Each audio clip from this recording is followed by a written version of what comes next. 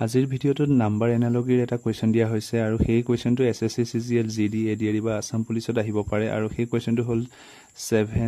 7 আৰু 77 দিয়া আছে অৰ্থাৎ 7 এৰ সৈতে 77 এৰ এটা সম্পৰ্ক কি তেনেকে হলে 11 সৈতে ইয়াৰ সম্পৰ্ক কি হ'ব বা ইয়াত কোনটো নাম্বাৰ হ'ব ইয়াত অপচন কেটা দিয়া আছে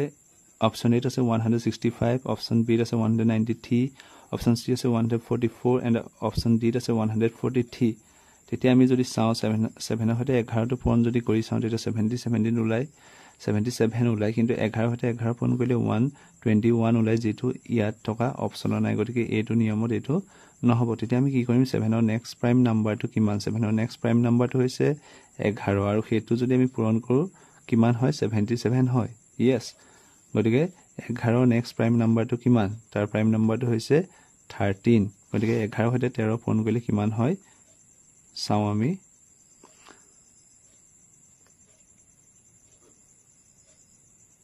143 পোৱা গল গতিকে 142 কোড আছে অপচন নম্বৰ